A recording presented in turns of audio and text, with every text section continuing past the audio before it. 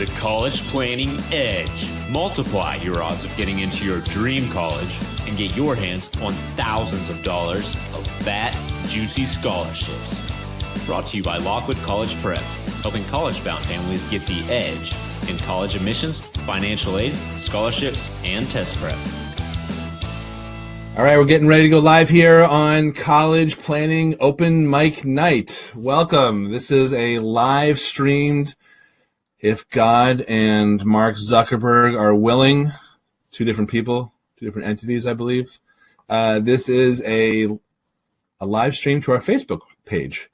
This is the first time we're doing this with this technology. It's not our first live stream. And this is all about your questions, all about your burning college planning questions. So I see a bunch of people coming on. Looks like things are working okay. If you guys can hear and see and all that, please indicate said sight and hearing, audio and visual in the comments there. And that would be very cool. So I'm going to make one little adjustment here. Hopefully this doesn't, if I go off the air, I'm going to come right back.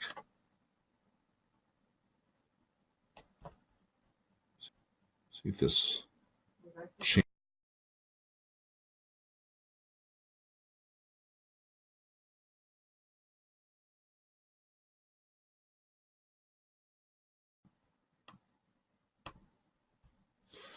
All right, that was a minor adjustment to the bandwidth. We had a little issue here. So let me just check chat and see if we're back. And while I'm waiting for people to, good. All right, I see Ann Arnold, some familiar faces and names, I guess. Heidi and Carol Mark. Hello, guys. Hello, Rochelle from Not Kelly. And yes, Carrie Taylor, Jennifer Chan. All right, good. So it looks like we're coming in loud and clear. Yeah, I was just making a little bandwidth. I forgot to go to my Ethernet. In case she had some dental work today, so I didn't want to torture her even more by. Well, actually, what would be more painful, the dental work or coming on the broadcast? No comment from Pearl. Okay, so I didn't want to torture her any further. So this is a little bit different than our typical shindigs. This is just, you ask your questions, lob them in. I already have a lot to get me going for about, looks like 15 to 20 minutes or so that were submitted ahead of time. I'm going to give precedent to those. And then, Pearl, you can just, answer whatever you can in chat, and anything you can't chat, you want to just create a separate document and then list them for me. And then, We'll go from there. So, all right, good. So welcome. This is it's a new thing here. Oh, Rena Stein. Good. Hello, Rena. Nice to see you. Abby's supposed to book something with me. I texted her a couple of days ago, so I don't know what's going on there. Don't know what's going on there. Okay, Michelle from Torrance, California. Tony from New Jersey. Why this instead of Facebook Live from Michelle? That is a good question. So this is Facebook Live, but we didn't do College Talk Tuesday, and I'm not doing the College Coffee Talk on Friday, which is kind of the same type of format as this because we're going away. We're going out of town down to, I believe, sunny Florida, according to the weather, and I wanted to do a nighttime kind of College Coffee Talk. And the format is really what we're going to be doing right now. It's just fire away your questions. So, I'm not no slides, no presentations, no costumes. Just the mic and the camera. So here we go. I am going to get right into the questions. Here we go. First question from I just see the last name, so it's I can't remember her first name. Bonnets. Any recommendations for helping the high school junior who has no idea about majors and therefore where to start looking at colleges? Yes. First recommendation is understand that is common. That is normal. That is fine. I think what this question is about is about not wanting to waste time and money on college, meaning it's very easy to go to college and learn nothing that employers want. So our approach, which you may or may not have heard me yammer about because I do it quite frequently, is we look at this college process as really trying to be more of a means to an end. I say the 40 years, not the 4 years all the time. So in other words, we like to have a clue about certain types of majors and fields that lead to fields where you can actually make a living. So our process for doing this, and we have our own way of doing it, but you can certainly, a lot of people can, I'm sure can do it on their own. I've heard feedback from some people, and I've heard feedback from some people who've kind of pulled this off. Is we have a combination of one of these objective strength finding assessments, which is scientific or at least quasi-scientific, and then we couple that with a pretty extensive consultation with our career counselor, and the idea is to kind of uncover how a kid is wired, and then apply that information to different careers and fields where you can actually get off the family's payroll and make a living. How's that for a novel idea? So we do things like look at the Bureau of Labor Statistics, and that's a great site, I think, to look at. The real issue is, in theory, college is supposed to prepare you for life after college, right? The problem is that if you think about it, we don't really know what the hot jobs and fields are going to be necessarily in 5 years. We had all these companies created in the last 5 years, like Uber, and maybe a little long ago, you've got Facebook and Google and all these crazy huge companies. Airbnb, which is, I believe, the most by market cap, the most valuable hotel company in the world, even though it doesn't own any real estate or any hotel rooms. So the idea is, you're going to always have to be learning no matter what you go into, but you should be focused on something that matches up your wiring that could lead to something where you could make a living. So Bureau of Labor Statistics, very good site to check out for fields and majors. The assessment that we use is called the Birkman. That's BIRKMAN. I don't know if that's any better than Myers-Briggs or Kolbe, KOLBE, or any of the other assessments floating around. I don't really have an opinion. I'm kind of agnostic on all that stuff because I'm not the career counselor. But our career counselor, Julie, and the people she works with have very strong feelings about which is the right one to use. But that's how we start. And then, and only then, after we spend a few days not. Question number 2. My daughter is a junior, and I've been looking online for a sample of the CSS profile so I can get a head start on the questions I need to answer come this fall. Where can I find a copy of the CSS profile question? That is from Tony Messina. That is on the College Board site, right? Pearl, is there a specific page on there or a sub URL or something?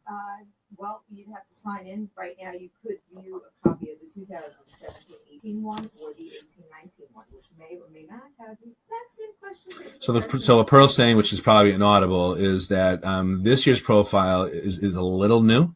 Yeah. So we're wondering if next year's will look like this year. I think it will. I don't think they're going to change it 2 years in a row. But if you go to the College Board website and you have a College Board username and ID, you should be able to see the current one. Okay. All right. Thank you, Tony. Thank you, Pearl. All right. Dan Maloney. I haven't talked to you in a while, I think. On this too. 4 years of foreign language is not absolutely necessary. Correct.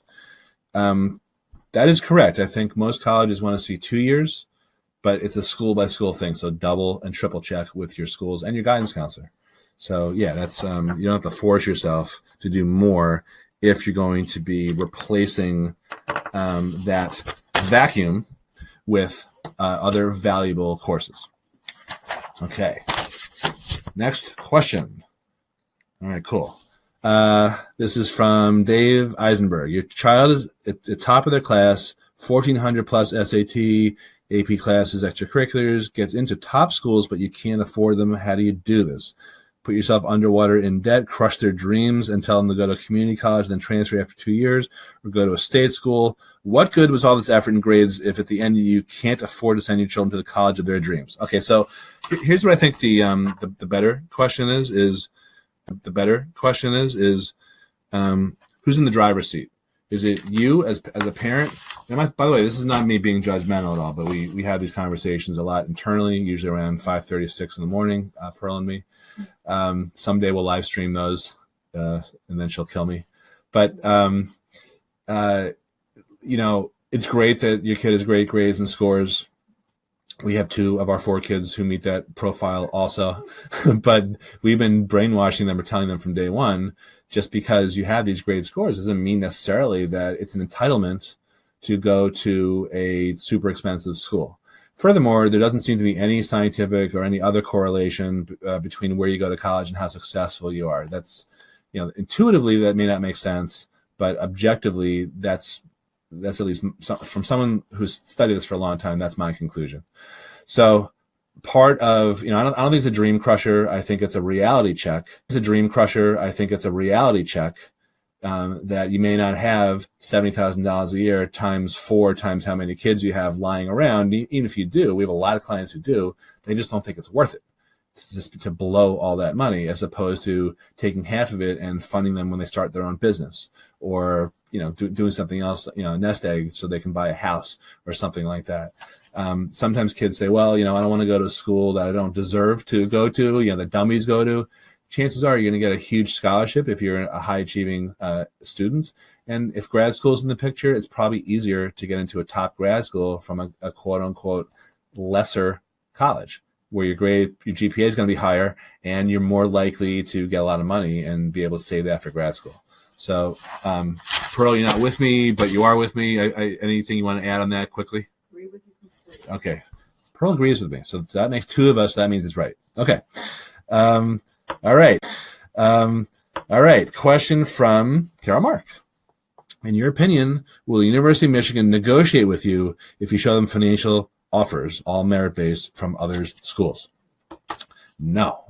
I wish I had a better answer. It's not even my opinion. It's my experience and my information from other college planners in other parts of the country. So sorry about that, but I'd rather be honest. Okay. All right. Julie Yesher. Do I need to push my child harder to succeed in sports in order to increase his chances of admission, in addition to him being an honor student? Interesting question. So we have a couple thoughts on that, speaking for Pearl again. In terms of pushing someone in sports, my feeling is always, and I was a Division III athlete, my feeling is always that you can't want it more than your kids. So no matter how much you push them, it's not going to necessarily get results that you're hoping for, if that result is to get recruited. And I'm not sure you're saying that in the question. In terms of how good does it look to an admissions officer to have someone who's participating in sports versus doing other things, I think it's pretty neutral. It's more about how deep they go in something, or maybe 2 things, whether that's sports or academics or music or some other type of performance or some other. It could be dozens of things, probably more than dozens of things. So sports in and of themselves don't really help unless you're a recruited athlete. And to be a recruited athlete, you have to be not only the best on your team, but one of the best in your league, even to play Division III sports. So pushing, I don't know if that's really going to be that effective. But again, I'm not positive what your question is. Anyone, if you are, if you have more questions, you don't feel comfortable, saying them over the interwebs here, you can still private message me, especially if you have a follow-up question or something that I'm answering. I'm just trying to zip through all these things and keep this relatively short to an hour. That's what I promised in my emails. So, but if you have any follow-up stuff, just private message me. My follow-up to that is just. Pearl has a follow-up, but I can't hear you. You have to come over here and shout. Well, just to round out that discussion from that. Can't hear you. Come on over. Come off camera. Okay. All right. Pearl has some thoughts. No, I just think you should round out the discussion. Voice of Pearl.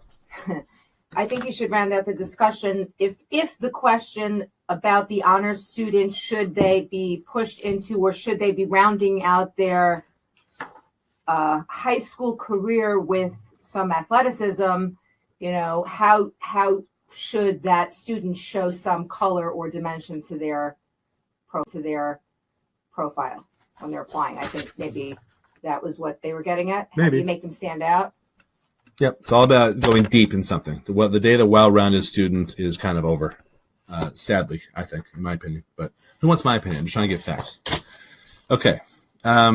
Question from Stacy T. Hi, what are your chances that you will get close to the same amount of merit scholarship money, not financial aid, every year that you received freshman year? Do you have to reapply every year? The chances are very high because the merit aid is generally tied to achieving minimum GPA.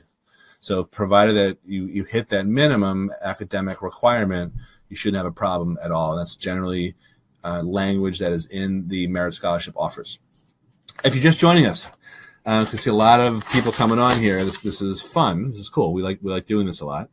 And you have any questions, pop them into the further clarification. Once I get through the questions that were pre-submitted this afternoon and yesterday, then I'll wrap up with everyone else's questions. But that's it. That's the whole agenda. Nothing fancy, no slides, no costumes, no presentations, nothing to buy, just questions. So it's I do these normally, this type of format every Friday morning at 9 a.m., but we're going to be out of town this Friday, heading down to Florida. And it's just I thought I would do a night one. So if you guys like this format, we'll do these more regularly. Okay. Question from Alicia Grossman. My son got into Cornell. Very cool. That's Pearl's alma mater. She's very proud. He's gotten into other schools as well. Cornell's a stretch. He was accepted into Binghamton Freshman Research Immersion Program. That's a great program. I'm torn as of now. He wants pre-med, orthopedic surgery. I understand where you go. Undergrad's not important if you're going to be professional. Of course, he could change his mind. Is Cornell so much more prestigious and will it open more doors for him than other schools that may not? And then there's some other stuff that's probably a little personal here. So my feeling is I would go to Binghamton. That's the research immersion thing is a terrific program. And yes, he could change his mind in his major. And Cornell is great, but so is Binghamton. And again, there's no objective, scientific, statistical, I don't know. I read this stuff. I honestly stopped reading articles like this as religiously as I used to, but there's really no proof, reasonable proof, that going to Cornell at $65,000 a year is going to be better than going to Binghamton at $25,000 a year, $30,000 a year times $420,000. I don't think Cornell is $120,000 better than Binghamton, particularly when you're talking about a probability of grad school. Even if you weren't, I still am not sure. Binghamton is, for those of you who are out of state, it's our flagship state school, and it's terrific. It really is. So I personally, and I think Pearl would go for the Binghamton. Wholeheartedly, says Pearl. Without knocking her alma mater or her heart. All right. Question from Michelle Wolfson. As multiple admissions officers come in by April 1st, how do we even choose which college to attend? We have 4 amazing schools that could fit into our financial ballpark. Are there any metrics or outcomes we should be looking at, or is all a gut feel? And then she gives some more examples. I know it's a long question, and it's a huge decision. Thanks in advance. You are Mishi. That's funny. My answer is it's really, there's probably some objective data, but at the end of the day, you're going to make a decision that's not based necessarily on rational data, because a lot of it kind of looks the same. My best guess or my best advice for doing that is, obviously visiting all 4 schools. But at these schools, I would speak to department heads and career centers and ask them a series of questions that have to do with, if I come here, what am I going to get out of this? And then just shut up. And that's not I wouldn't use that verbiage, but I think that's what you want to ask about are outcomes. And after you talk to 2 or 3 or 4 department heads of whatever you're thinking about majoring in, after you talk to the same amount of career center people, I think you will start to, long before that, I think you will start to develop a feel with how much support they're going to give you and your son or daughter. Talk to upperclassmen, that could be helpful. Also, admissions people, they can be helpful, but they also have a different agenda. I think a lot of times the department heads they're not really salesy at all, and sometimes they reveal the most damaging confession type information. So that's how I would do it. Hope that helps you, Mishi. Okay. Or is it Mishi? Let me go with Mishi. All right.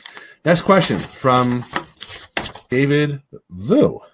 What is the weighted percentage that college admissions officers look for weighted GPA versus non-weighted GPA, SAT, ACT, and extracurricular. So here it is in a nutshell, and this answer is coming not really from me. I'm sort of channeling my a mentor of mine, Don Betterton, who's on the admissions committee at Princeton for 30 years, and I've had, I don't know, over the years, probably 3 or 4 conversations where I've asked this type of question. The best guess for people in the know like that is that grades and scores and rigor, meaning how many APs you've taken, are 60% at a really competitive college, 60. And then the other 40% is includes extracurriculars, but it also includes stuff that you can't control, like whether you're an international student or whether you're an underrepresented minority or a legacy or an athletic recruit, and so on and so forth. So it's about 60-40 academic to non-academic factors. And within those non-academic factors, there's stuff you can control, good extracurriculars versus bad extracurriculars, or neutral. There's really no bad extracurriculars, but a good extracurricular is one where you've gone deep and you've shown leadership, and it's not the same type of stuff that every other kid does. We call it, being atypical, an atypical student activity. And we say engage in consistent atypical student activities, or CASA, C-A-S-A, consistent, not just junior year, but consistent atypical student activities. And that type of thing resonates with clients, but also admissions officers. Okay, here's an email that doesn't belong in my pile. Something I bought. Okay. Now, I told you this was open mic, unscripted. All right. Now, question from Pam Hartnett. Our high school requires only 2 years of foreign language. Okay, yeah, I knew someone else asked me this. What do you recommend for a kid who wants to go into business or engineering? For each year he doesn't take a language, he'll be able to take math and science related electives. Thank you. Again, it can help to take a language if you want to go into international business, for example. But I think that you want to go deep in something. I don't know what grade your kid is in. I'm guessing maybe freshman or sophomore. But yeah, I would max out the stuff that you're really interested in, and then go deeper, maybe outside of school at some point, if that's all that's left. So if they are very interested in business or engineering, I would try to take as many of those courses as possible. Not almost. So electives are great, but an AP in a core class, which could include a language and an English and a math and a science, those are the 4, I guess, the 4 cores. Those are the most impressive. Okay. How are you doing in chat, Pearl? Okay. Not ready for you yet. Oh. That was just a little placeholder. Okay.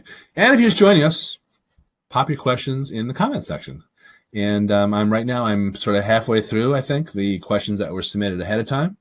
And then Pearl is zipping around and answering some stuff, and she's saving some other stuff for me. Okay. All right, question from Marnie. How do you know which schools give the most in merit money? Well, my flippant answer is because that's what I do for a living. But I think the question is, how does one know which schools give the most in merit money? So I'll give you a rule of thumb because there isn't like some published list. I wish there was one. But in general, private schools are more likely to give merit money than public schools.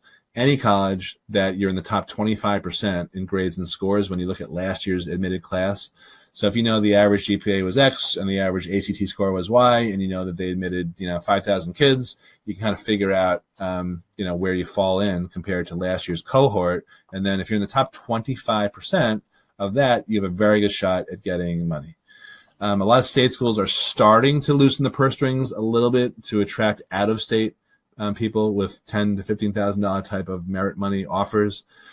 So schools that we have seen that give merit that are state schools recently, I'd say Delaware, University of Vermont, what else? South Carolina gives some merit money. Ohio State gives some merit money. Michigan does not, unfortunately. Schools that have a harder time attracting kids from your district are more likely to give merit money also, as opposed to the schools that have an abundance of candidates. That's just a general rule. University of Vermont, I don't know if I said that, the Catamounts. they give a little bit of money also. So there you go. Okay. Next question from John Tarrant. Nothing burning. I too am in IEC. Oh, counselor. Okay. College advisor. Hello, John. And do I do all I can do to remain informed? I enjoyed your presentations and like your style. Okay, cool. Thank you. Appreciate that. Denise Keller. Hi, I have a kid going to college in a few months, already committed, and another one going in 3 years. What's the deal with the 529 plans? Should I use both now for my daughter? I keep hearing that I should use them up now and not wait to use for my son. It's not a ton of money, so just not sure what's the best thing to do. It may or may not be a good idea to use all of the money up front. What that will do though is improve your eligibility for future years. So from that standpoint, it makes sense. But you have to look at all the options on the table too, between loans and other sources and home equity lines and whatever. I mean, if you're 529, I'm not a financial advisor, but if I would say that if you're 529 were performing really well right now, I'd be reluctant to pull money out of it when you can maybe do a cheap home equity line or something like that. I don't know, but if you are going to qualify for need-based aid, especially when you have 2 kids in college, it would make sense to wipe out all the assets that get counted against you when you file for financial aid. And the 529 is one of those assets. It's not the 529, the thing about that is it's not a question of whether or not it penalizes you, it's how much. So it can either penalize you a little bit or can penalize you a ton. So it's kind of a hard question to answer, but I just walked you through the issue. So I hope that helps. Okay.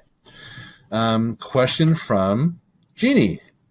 Jeannie from college. Jeannie from Westland. Jeannie Tung. What should my high school junior do this summer? Should she do the same camp that she's done for the past 5 years? Or should I push her to do something more challenging like get a job, all caps? Or should she do a language program abroad or study for the SAT, ACT?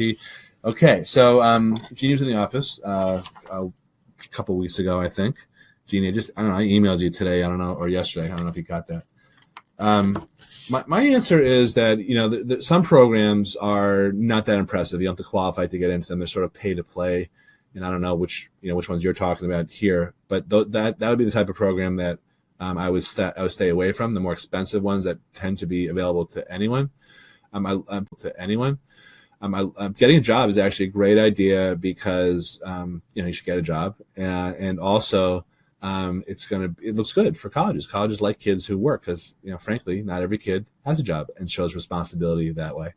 So that's a good thing too. You can, I think she's going to be Raina is going to be a rising junior. So she's going to be in between her sophomore and junior years. And that's the ideal time to study for prep, to start that over the summer. And it doesn't really matter if you're studying the SAT or the ACT as long as you're studying for something. But I would suggest you take a hybrid ACT/SAT test and then see how you do, and then focus on one at least for a couple of tests in the fall and maybe in the spring of junior year.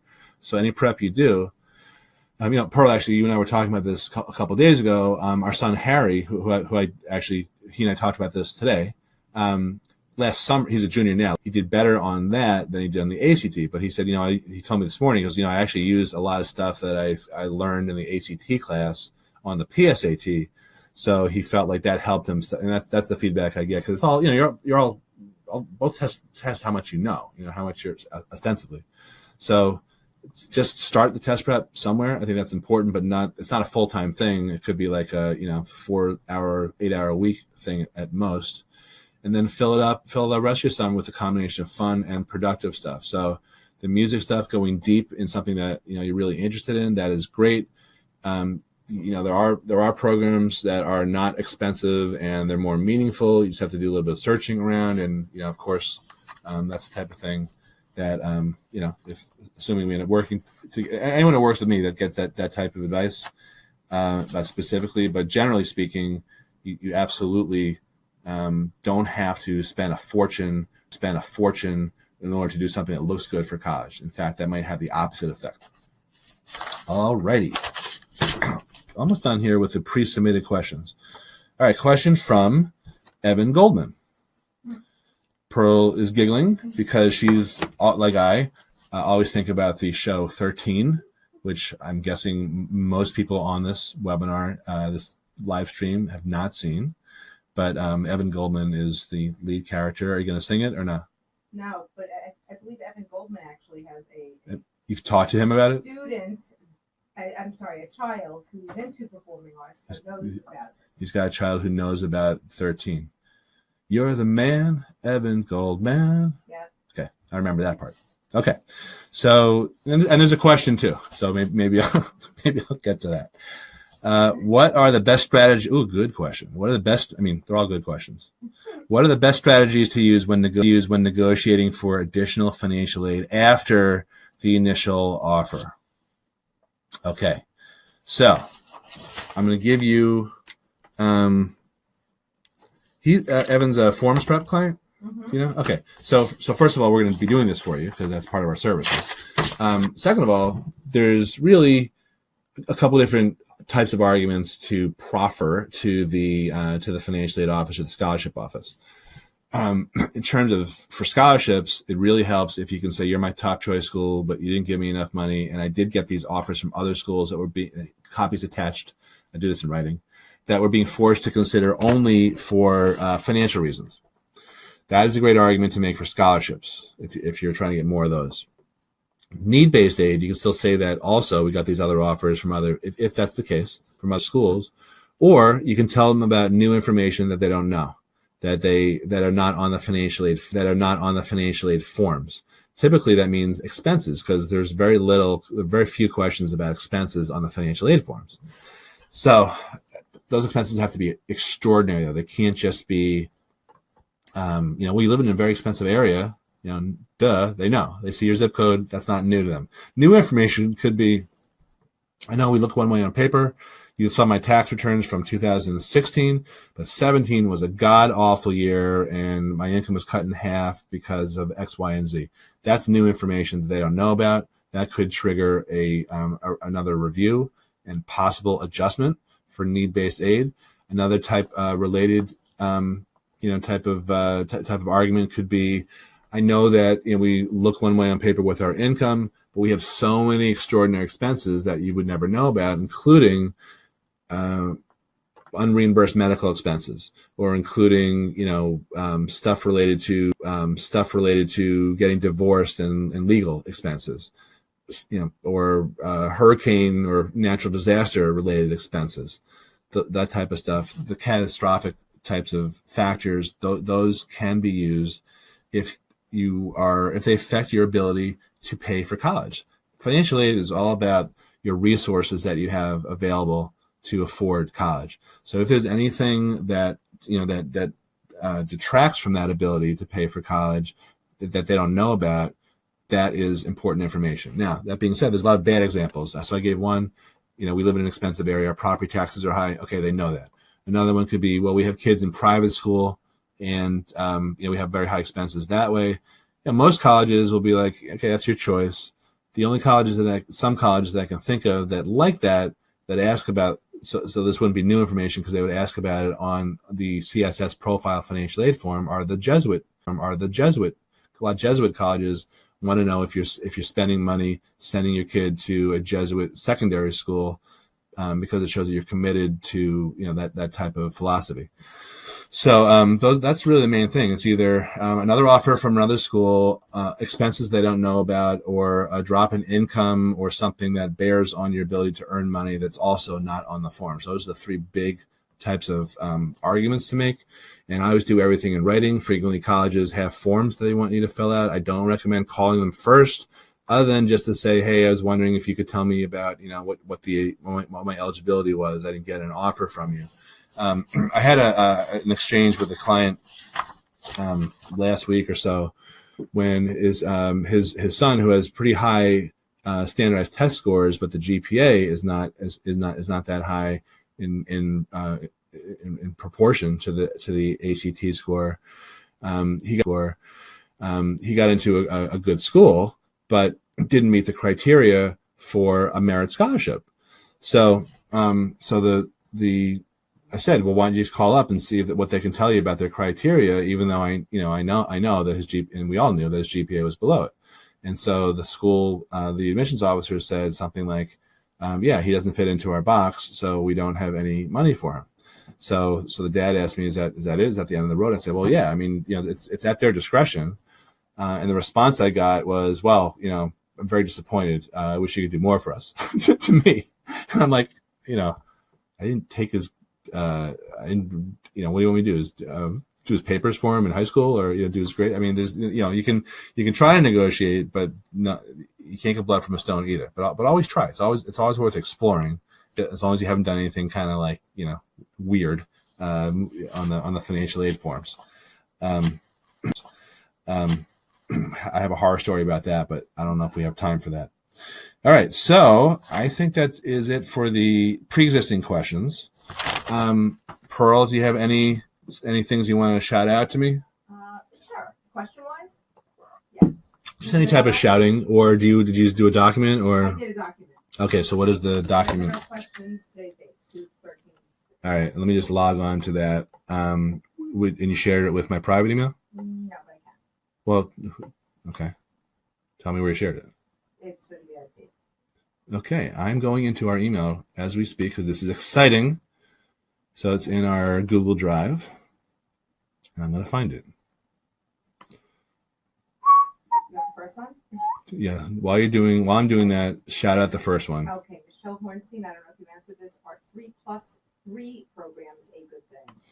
All right, Michelle Hornstein, 3+3 programs. So that's 3 years. Here we go. I got it. 3 years of undergrad, 3 years of grad school. And there's variations on that. There's stuff for medical school. There's stuff for, other things. Yeah, I when a kid is really super sure that they're committed to doing that type of path, career path, I think they're great. The irony, I think, a lot of times, particularly with the medical school programs, the combined BA and MD programs, I think the main allure of those programs is that you're guaranteed admission into a medical school and you won't have to take an MCAT. I think the 3+3 types of programs work the same way. I see those with like physical therapy and nursing, that type of thing. But I think the irony is that the kids who get into those to cut down extra help, or they don't need to avoid taking the grad school admissions test like the MCAT or whatever. So, I don't know how much they really help. And then when you throw in the uncertainty of, is this really what I want to do with the rest of my life? I think you have to think twice at least about those programs. But barring that, I think they are great. I think they're super. I think they're a way to cut down on your total outlay, your total cost to get that type of degree. So I'm definitely a fan of those schools, of those programs. Okay, so I should go from the bottom here. So I guess Michelle also. I should go from the bottom, right, Pro? No, go for the top. Okay. All right, Barb Mitchell. I have lots of puzzle pieces that are floating out there. When would they all start to fit together? Now, are you talking about a life puzzle or a college puzzle? What? She's good. I mean, she's not till 2019. Yeah. Barb, it's gonna fall. It's gonna come together. That's all I can tell you. I can't give you an exact date. Like March 17th. St. Patrick's Day, 2019, maybe, depending on how much you've had to drink. I think a lot of things will look different then. but no, you're getting there. You're doing all the right things. So just trust the process. All I can tell you is there will be many twists and turns, and then gradually it'll all this crap that's floating out there will eventually funnel into something that is a plan. So keep it up, and Faith is doing everything right. So you have nothing to worry about. Trust me. Okay. Rochelle, Jeff Salingo, Life After College, awesome book. Suggests going to school where you want to work because of networking perks. Other suggestions are going somewhere geographically different, so you really stretch yourself out and learn more with different culture, etc. Your opinion? Yeah, I mean, I think sometimes those are mutually exclusive things though, because if you want to work, kind of where you grew up. Like in the New York area or the San Francisco area or whatever, and you go away, it might be a little harder to to end up back home with the networking and all that. but yeah, I think I read that book. He's one of my favorite college guys. And I think that it does make sense in general to be nearer, not necessarily in, but nearer a city for the internship opportunities. I think where you intern is as important as where you go to college. Frankly, sometimes they're related, sometimes they're not. It's a lot easier to intern if you're at a school near a city. It's not impossible to get a good internship if you're at a different type of school. It's just harder in general, as a rule of thumb. So yeah, that's I recommend anything that he writes, Jeff Salengo. Do you know what college he went to? I do. Rochelle, if you know that, put it in comments. And don't cheat, okay? No one. You're not gonna get any. You're just cheating yourself. You're not gonna get any. You're just cheating yourself if you look it up on in Wikipedia or something. All right. Put on the glasses. Michelle Mabel, fake name. From Beatles.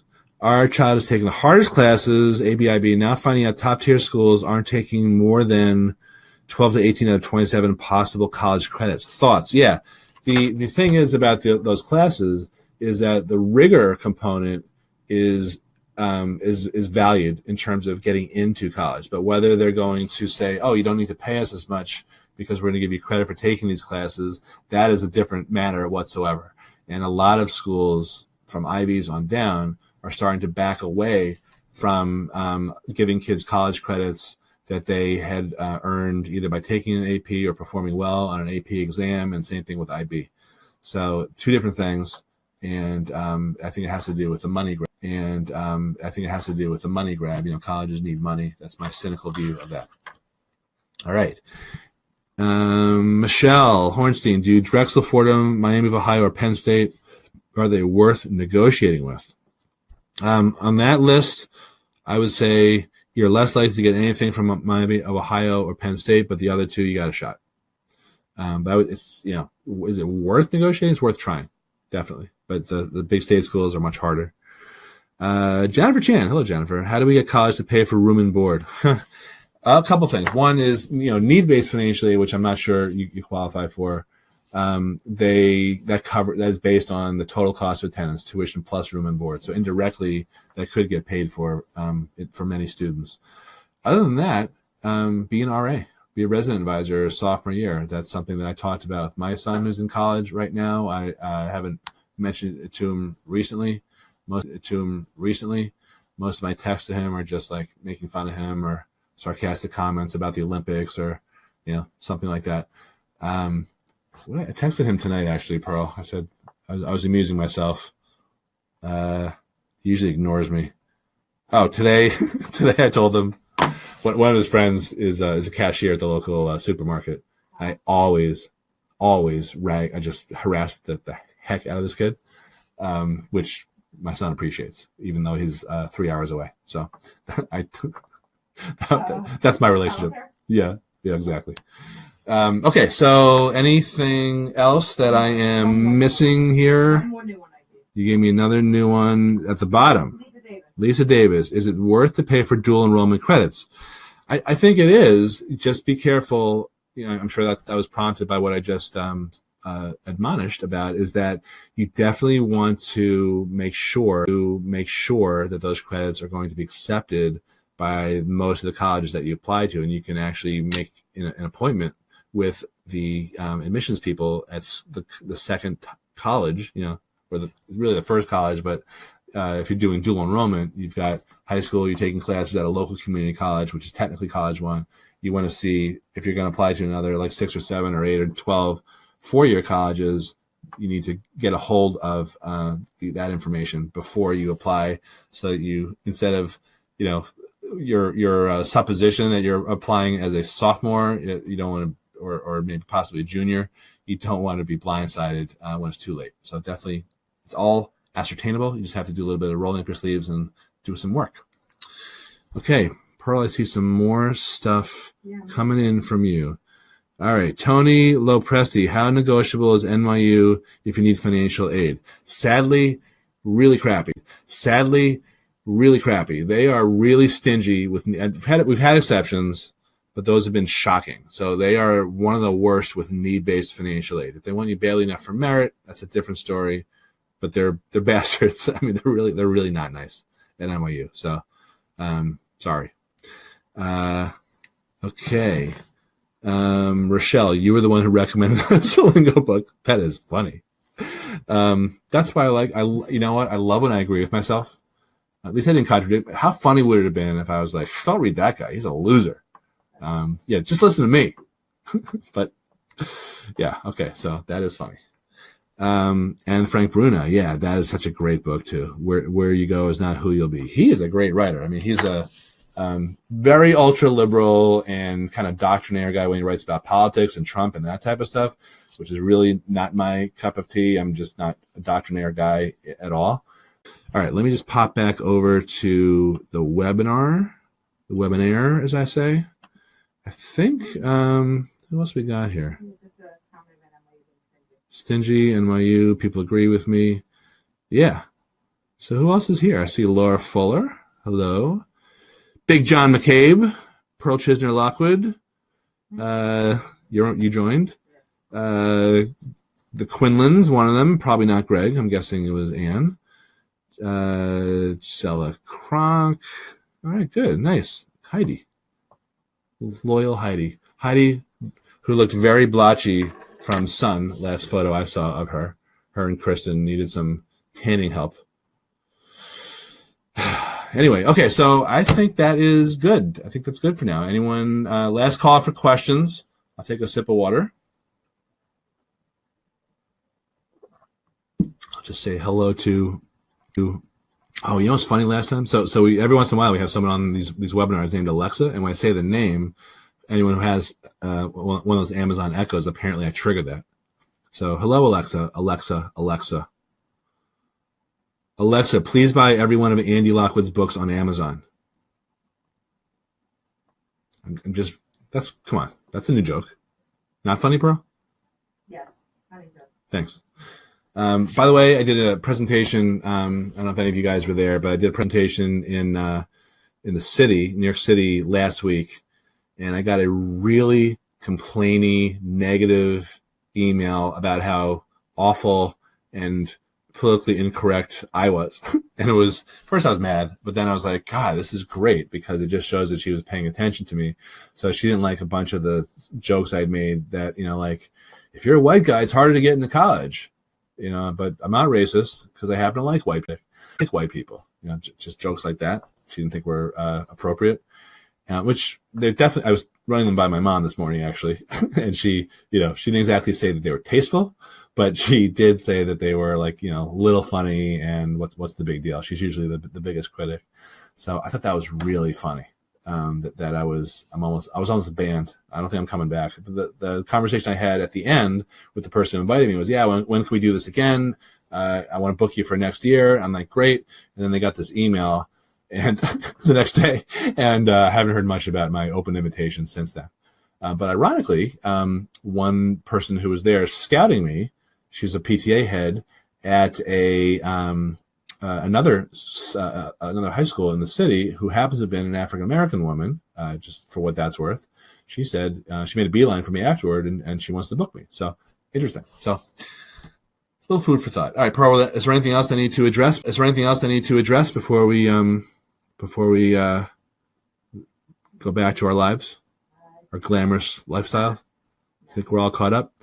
Oh, look at that, Pamela Van Dam, PVD. Yeah, she said, PVD says hi. Yeah, you gave a shout out to PVD. That's nice. Joanne, good. Yeah, we're trying to get together, right? Joanne Abosh. Here's one from Nadia. Okay. Is junior year too late to start volunteer work? Is it better to leave it off? No, I wouldn't not do it.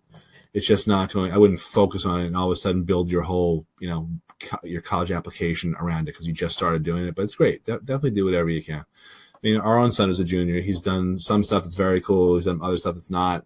He dabbles, but we're not telling him not to do stuff. We're just, I just want him to do a little bit more of the stuff he's really good at, which I think he's doing for the most part. All right, Michelle, you're welcome. Nadia, that was your question. Jennifer Chan, it's also hard for Asians to get into college too. Yeah, well, that was my whole point. The thing is that I said, if you're playing a white guy, or that substitute, your your minority group of choice, Asian, Jewish, whatever, it's just harder to get in. I'm sorry. It's not like you're penalized. It's just that you're not as desirable as someone who's not in one of the overly represented groups. That was really my point, but I could have expressed it in different non-humorous ways. I just try to make this entertaining. So that's my goal. Informative and entertaining. All right.